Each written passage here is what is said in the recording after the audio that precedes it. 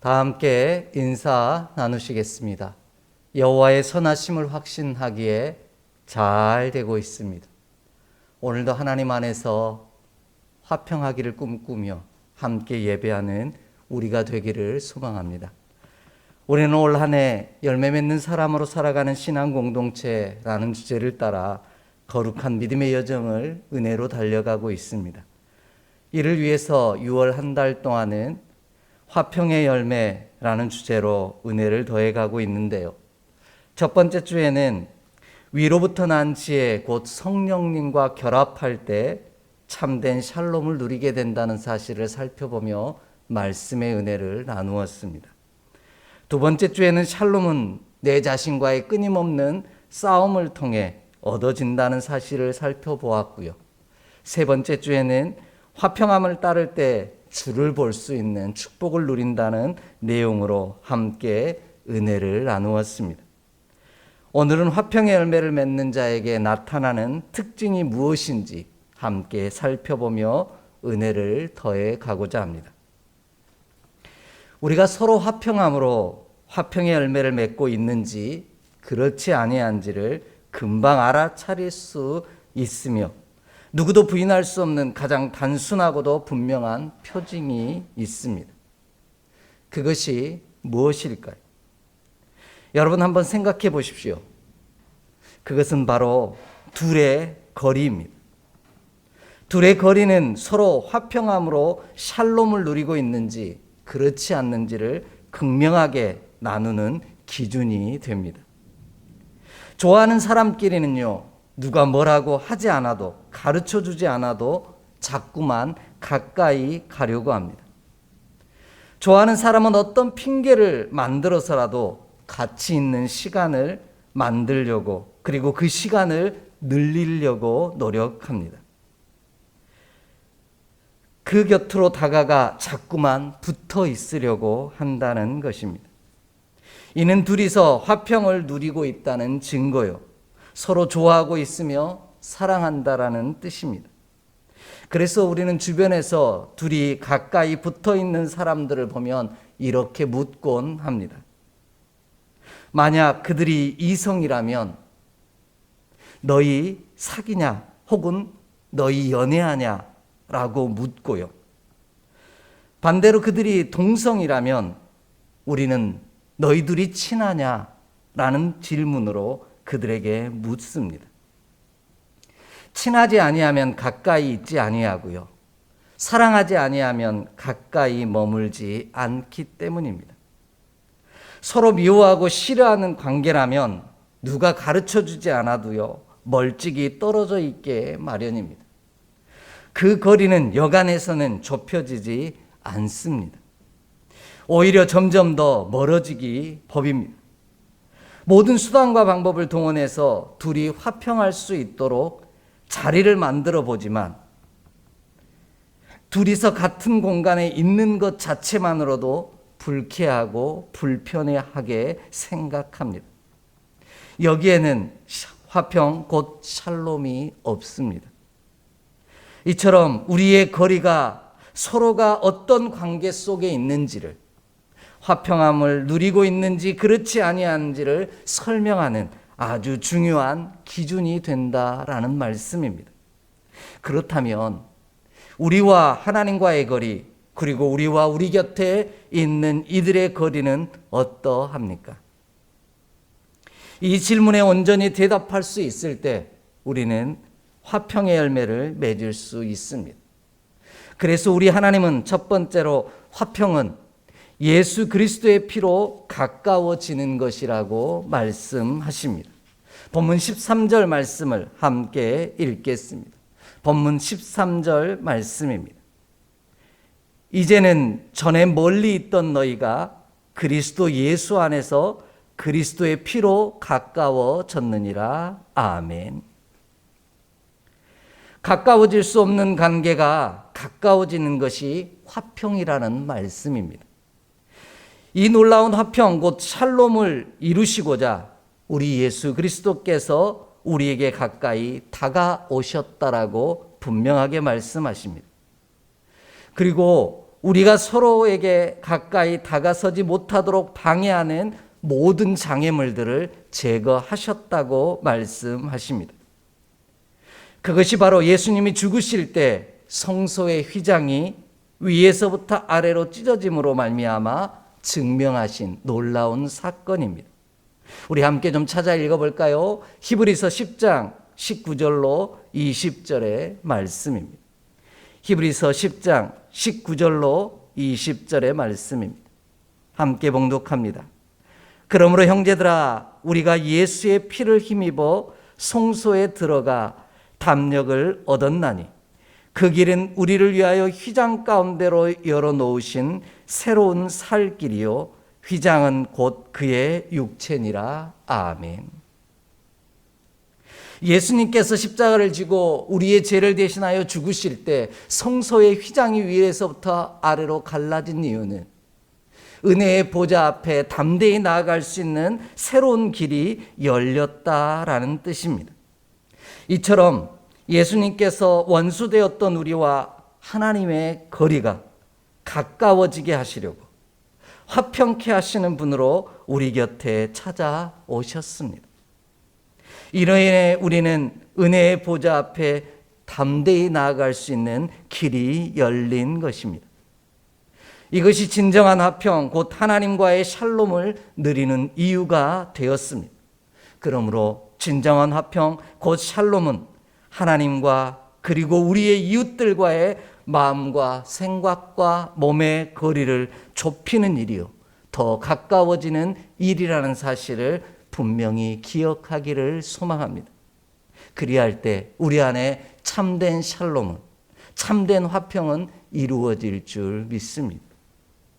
이처럼 화평함으로 화평의 열매를 맺는다는 것은 서로 멀어진 거리를 줄여가는 일이요, 전에 멀리 있어 하나님과 원수되었던 자들로 하나님과 가까워지도록 돕는 일입니다.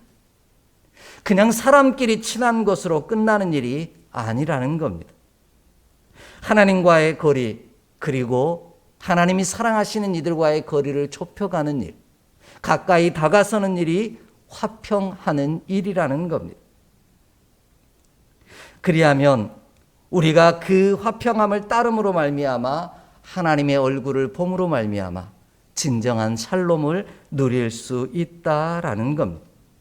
우리는 이와 같은 사실을 지난주에 함께 살펴보았습니다. 하나님은 왜 우리가 화평함을 따를 때 하나님의 얼굴을 볼 수 있다고 말씀하셨을까요? 그것은 바로 화평을 따르는 것이 하나님과 가까워지는 일이기 때문입니다. 서로에게 가까이 다가서야만 분명하고 뚜렷하게 볼 수 있습니다. 화평함으로 가까이 다가설 때 우리는 부분적으로 알던 자리에서 벗어나 온전히 아는 은혜를 누릴 수 있다라는 겁니다. 이와 같은 사실을 고린도전서 13장 12절 말씀은 분명하게 이야기하고 있습니다. 우리가 지금은 거울로 보는 것 같이 희미하나 그때에는 얼굴과 얼굴을 대하여 볼 것이요, 지금은 내가 부분적으로 아나 그때에는 주께서 나를 아신 것 같이 내가 온전히 알리라, 이렇게 말씀하십니다. 사랑 안에서 하나님과의 거리를 좁혀갈 때 우리는 얼굴과 얼굴을 가까이서 대면함으로 말미암아 부분적으로 알았던 것들, 온전히 알지 못했던 것들을 다 허물어뜨리고 온전히 아는 은혜를 누리게 하신다라는 겁니다. 우리가 하나님의 얼굴을 분명히 보기를 원한다면 그러기에 그 거리를 좁혀야만 합니다. 그렇지 아니하면 우리는 여전히 희미하게 보는 자요, 부분적으로만 주를 아는 자며 온전하게 주를 알지 못하는 자이기 때문입니다. 그런데 우리가 기억해야 할 것은 서로의 거리를 좁혀가는 일은 결코 쉬운 일이 아니라는 사실입니다. 서로의 간격을 좁히기 위해서는 피 흘림이 필요하기 때문입니다. 피 흘림이 필요하다는 말은요, 서로의 수고와 노력이 필요하다라는 뜻입니다. 누군가의 헌신이 필요하다는 의미입니다. 그런데 여기서 더 큰 문제 하나가 발생합니다. 그것은 누가 먼저 그 거리를 좁힐 것이냐라는 문제입니다. 누가 먼저 다가설 것이냐라는 문제가 발생합니다. 우리는 서로에게 먼저 다가서면 지는 것이라고 생각합니다. 그래서 절대로 먼저 다가서려 하지 않습니다. 네가 다가오면 나도 다가서겠다. 그렇게 말할 때가 너무 많습니다. 화평함을 위하여 이와 같이 여러 가지 수고와 노력, 곧 피 흘림이 없이는 그 간격을 좁힐 수 없습니다. 감사하게도 우리가 먼저 한 것이 아니라 주님이 우리 가운데 먼저 하셨습니다. 이것이 은혜요, 이것이 복음입니다. 왜냐하면 본문이 말하는 피는 하이마라는 단어를 사용하고 있는데요, 이는 그냥 피가 아닙니다. 피 흘림을 의미하는 단어입니다. 이처럼 피 흘림이 없으면 하나님과 그리고 우리의 이웃과 거리를 좁힐 수 없다는 말씀입니다. 서로 가까워질 수 없다라는 뜻입니다. 그로 인해 화평은 깨어지고 분쟁과 다툼과 정죄만 가득한 삶을 살 수밖에 없습니다. 그러므로 우리가 진정 하나님의 얼굴을 봄으로 말미암아 하나님과 그리고 이웃과 화평하기를 원한다면 예수님이 피 흘려 주신 것처럼 우리도 피 흘림의 수고를 마다하지 않기를 원합니다. 예수님이 먼저 다가와 주셨던 것처럼 우리도 피 흘림의 수고를 마다하지 아니할 때 하나님과 화평을 누릴 뿐만 아니라 우리의 이웃들과 화평을 누림으로 진정한 샬롬을 누리게 될 줄 믿습니다. 이 놀라운 은총이 저와 여러분의 삶에 가득하기를 주의 이름으로 축복합니다. 두 번째로요, 우리 하나님은 화평은 우리가 예수 그리스도의 피를 의지하여 하나님께 나아가는 일이라고 말씀하십니다. 본문 18절 말씀을 함께 읽겠습니다. 18절 말씀입니다. 이는 그로 말미암아 우리 둘이 한 성령 안에서 아버지께 나아감을 얻게 하려 하심이라. 아멘. 하나님이 먼저 가까이 오사 우리와의 거리를 좁혀주셨으니 이제는 우리가 하나님께 가까이 다가서야 한다 말씀하십니다. 하나님께 나아가는 일은 하나님과 가까이 다가서는 일입니다. 왜냐하면 본문이 말하는 나아감이라는 이 단어는요, 가까이 감이라는 뜻을 가진 프로사고게라고 하는 헬라어를 사용하고 있기 때문입니다. 나아간다는 것은 그냥 앞으로 전진하는 것이 아닙니다. 가까이 다가서는 일입니다. 화평하기 위해서는 서로에게 가까이 다가서는 일이 필요하다라는 말씀입니다. 하나님과 가까워지면 우리 곁에 있는 이들과도 가까워질 수 있습니다. 하나님께서 우리와 화평하기를 원하셔서 먼저 가까이 다가와 주셨으니 이번에는 우리가 하나님께 가까이 다가서야 할 차례라는 뜻이기도 합니다. 하나님께서 우리에게 가까이 다가섰는데 우리가 뒷걸음질을 치고 있다면 그 거리와 간격은 좁혀질 수 없습니다. 하나님께서 한 걸음 가까이 다가오시면 우리가 두 걸음 뒤로 물러났다면 그 거리는 가까워지기보다 더 멀어질 수밖에 없습니다. 그러기에 화평함은요, 어느 한쪽의 수고와 노력, 피 흘림으로 얻어질 수 없습니다. 화평은 함께 다가설 때, 가까이 다가서는 수고를 마다하지 아니할 때 우리가 함께 누릴 수 있는 하늘의 은총입니다.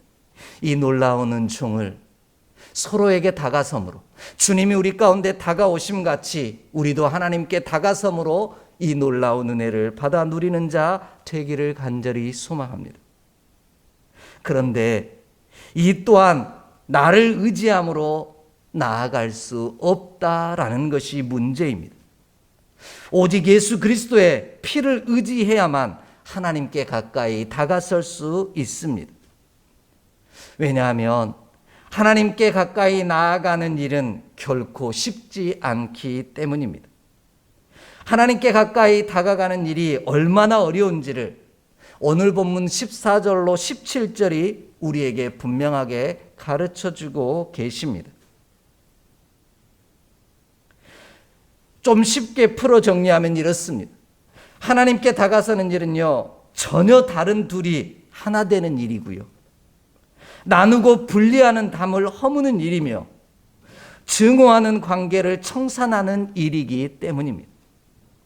그래서 하나님 안에서 새롭게 내 자신을 창조하는 일이고요, 먼데 있는 자나 가까이 있는 자를 가르거나 나누지 않는 일입니다.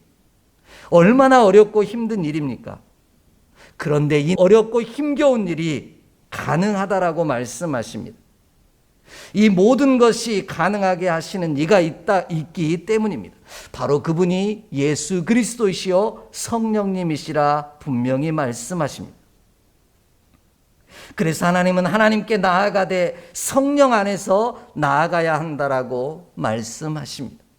나의 의지와 생각으로 가까이 다가설 수 없다라는 겁니다. 이와 같은 사실을 극명하게 보여주는 귀한 말씀이 있습니다. 우리 함께 찾아 읽겠습니다. 스가랴 4장 6절의 말씀입니다. 스가랴 4장 6절의 말씀입니다. 함께 봉독합니다. 그가 내게 대답하여 이르되 여호와께서 스룹바벨에게 하신 말씀이 이러하니라.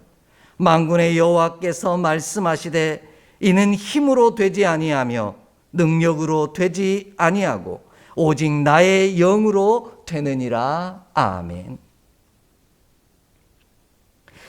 오늘 서로가 서로에게 다가서 가까워지는 일, 이 일은 나의 힘으로 할 수 없다라는 겁니다. 나의 능력으로도 되지 않습니다. 오직 하나님의 영으로 가능합니다. 그래서 예수님께서 우리에게 먼저 다가오심으로 피 흘려 주셨다라는 겁니다. 이것이 우리가 화평할 수 있는 이유요, 참된 화평을 누릴 수 있는 이유가 되더라는 겁니다.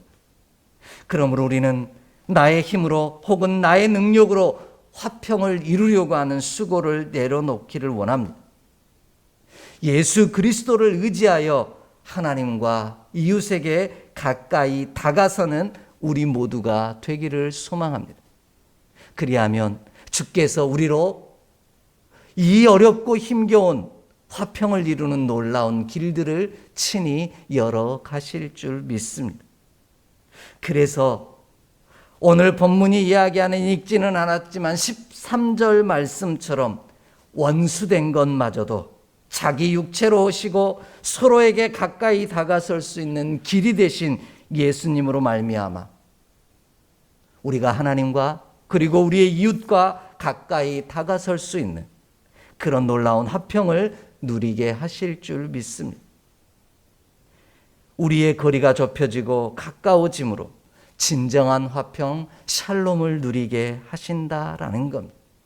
그러므로 우리는 나의 힘과 나의 능력으로 화평을 이루려 하기보다 우리 가운데 먼저 다가오신 주 예수 그리스도의 피 흘림의 은혜로 말미암아 서로에게 가까이 다가섬으로 온전한 화평, 샬롬을 이루어가는 우리 모두가 되기를 소망합니다. 이 놀라운 은총이 저와 여러분의 삶 속에 온전히 이루어지기를 주의 이름으로 축복합니다. 마지막으로요, 우리 하나님은 화평은 우리가 예수 그리스도의 피를 의지하여 하나님께 가까이 다가섬으로 말미암아 하나님의 권속이 되는 일이라고 말씀하고 계십니다. 오늘 본문 19절 말씀을 함께 읽겠습니다. 19절의 말씀입니다. 함께 봉독합니다. 그러므로 이제부터는 더 너희는 외인도 아니요 나그네도 아니요 오직 성도들과 동일한 시민이요 하나님의 권속이라. 아멘. 우리가 하나님께 가까이 다가가 하나됨으로 하나님과 더불어 이웃과 화평을 누립니다. 우리가 하나 될 때 우리는 외인 곧 이방이 되지 아니하고요, 아브라함의 자손이 될 수 있다라는 겁니다. 그뿐만 아니라 나그네 곧 손님이 아니라 하나님 나라의 자녀가 되는 복을 누릴 수 있다 말씀하십니다. 거기에서 그치지 않습니다. 나그네 손님이었던 우리가 하나님 나라의 거룩한 동일한 시민이요 성도요 권속이 될 수 있다, 이렇게 말씀하십니다. 이 단어는 좀 하나하나씩 좀 살펴보아야 합니다. 먼저 동일한 시민이요, 다음은 성도요, 마지막은 권속이라 부르고 계신데요, 첫 번째 동일한 시민이요 라는 이 단어는 같은 도시의 원주민 곧 시민을 말하는데 자유인이다 라는 뜻을 가지고 있습니다. 두 번째로 성도들이라고 번역되어져 있는 단어는요, 구별된 자를 뜻하는데 신성한 사람들과 같은 존재가 된다라는 뜻입니다. 구별받은 자가 된다라는 뜻이죠. 마지막으로 권속이라는 이 단어는 좀 특별한데 오이케이오스라는 헬라어를 사용하는데요, 집이나 가정에 속한 식구를 뜻하는 형용사입니다. 구약에서는 이 단어를 바이트라는 집으로 사용하고 있는데요, 곧 동일한 시민, 성도, 권속이라는 말은 하나님의 자녀라는 뜻이요, 하나님의 가족이라는 뜻입니다. 정리해보면 우리가 예수님의 피 흘림으로 하나님과 더불어 이웃에게 가까이 다가섬으로 우리가 가족인 것을 확인할 때 화평은, 샬롬은 우리 안에 이루어진다, 이렇게 말씀하고 계십니다. 그래서 예수 그리스도의 피 흘림이 아니고는 화평을 이룰 수 없다라고 분명하게 말씀하고 계십니다. 가족을 죽이고 미워하고 정죄하지는 아니할 것이기 때문입니다. 우리 모두가 예수님의 피 흘림으로 하나님과 가까워짐으로 모두가 하나님 안에서 가족임을 기억하기를 원합니다. 그리할 때 우리 안에 진정한 화평과 샬롬은 이루어질 줄 믿습니다. 이는 우리 모두가 하나님의 자녀라는 고백에서 화평은 시작된다라는 말씀입니다. 우리의 시작이 하나님으로부터 시작된다는 고백이 화평을 이룰 수 있는 유일한 방법이라는 뜻이기도 합니다. 서로가 남이요 다른 사람이 아닌 하나님 안에서 한 가족이요 한 사람이라는 고백이 우리를 화평으로 이끌어 간다라는 겁니다. 그 유명한 말이 있지 않습니까? 우리가 남이가 라고 하는 말처럼 예수 그리스도로 말미암아 우리는 하나님 안에서 한 가족이 되었다라는 겁니다. 이것이 우리가 화평을 이룰 수 있는 유일한 비결임을 기억하기를 소망합니다. 이처럼 예수 그리스도 안에서 우리가 형제요 자매요 가족임을 분명하게 증거하신 우리 주님의 말씀이 있습니다. 우리 좀 함께 찾아 읽겠습니다. 마가복음 3장 31절로 35절의 말씀입니다. 마가복음 3장 31절로 35절의 말씀입니다. 함께 봉독합니다. 그때 예수의 어머니와 동생들이 와서 밖에 서서 사람을 보내어 예수를 부르니 무리가 예수를 둘러 앉았다가 여짜오되 벗어서 당신의 어머니와 동생들과 누이들이 밖에서 찾나이다. 대답하시되 누가 내 어머니이며 동생들이냐 하시고 둘러 앉은 자들을 보시며 이르시되 내 어머니와 내 동생들을 보라. 누구든지 하나님의 뜻대로 행하는 자가 내 형제요 자매요 어머니니라. 아멘. 이 이야기는 예수님께서 귀신 들린 자를 고치셨을 때 때마침 예수님의 어머니와 형제들이 찾아옵니다. 동생들이 찾아오게 되죠. 그러자 무리 가운데 사람이 예수님께 당신의 어머니와 동생들과 누이들이 밖에서 찾는다고 예수님께 전합니다. 그러자 예수님께서는 의외의 답변을 그들에게 하십니다. 누가 내 어머니며 누가 내 동생들이냐라는 것입니다. 이 자리에 함께 있는 우리 모두가 어머니요, 형제요, 자매라고 선포하십니다. 이유는 한 가지입니다. 바로 하나님의 뜻대로 행하는 자, 예수 그리스도의 피 흘림 안에서 우리가 하나님의 동일한 시민이요, 성도요, 권속임을 고백하는 자들이 바로 하나님의 자녀요, 하나님의 가족이라고 분명하게 선포하고 계십니다. 이처럼 우리 안에 예수 그리스도로 말미암아 하나 되는 역사, 화평을 이루는 것, 그것이 바로 우리가 하나님의 권속이 되는 일이요, 하나님의 새로운 가족이 되는 일임을 기억할 때 진정한 화평은 이루어진다라는 겁니다. 이는 가족의 의미를 확장시킴으로 화평을 선포하신 사건인데요, 하나님의 뜻대로 행하는 모든 사람이 가족이기에 우리는 화평하라고 분부하고 계십니다. 그래서 예수님께서는 마태복음 5장 9절에서도 화평하게 하는 자는 복이 있나니 그들이 하나님의 자녀라 일컬음을 받을 것이며 라고 분명하게 말씀하십니다. 이에 우리는 예수님의 피 흘리심으로 원수되었던 우리가 하나님의 자녀가 된 것처럼 예수 그리스도의 피 흘리심을 의지하여 하나님 안에서 우리 모두가 하나님의 가족임을 확인하기를 원합니다.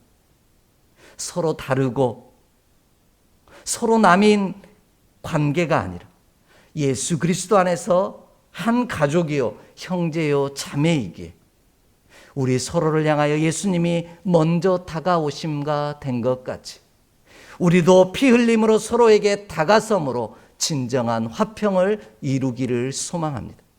그곳에 하나님의 놀라운 나라인 샬롬을 맛보는 귀한 은총이 저와 여러분의 삶 가운데 반드시 허락될 줄 믿습니다. 이 놀라운 은총이 저와 여러분의 삶에, 그리고 우리의 가정과 주의 몸된 제단에 온전히 이루어지기를 주의 이름으로 축복합니다. 기도하겠습니다. 하나님, 우리가 예수 그리스도 안에서 하나님과 한 형제요, 자매요, 가족임을 기억하게 하여 주시옵소서. 그리하여 편가르고 나누고 정죄하고 분리하는 자의 삶이 아닌 모두가 하나님의 자녀요, 형제요, 자매임을 기억하며 평화의 나라를, 화평과 온전한 샬롬을 누리는 우리 모두가 되게 하여 주시옵소서. 주님이 우리에게 다가서심같이 우리도 다가섬으로 온전한 평화를 누리게 하여 주시옵소서. 우리 주 예수 그리스도 이름으로 축복하며 기도하옵나이다. 아멘.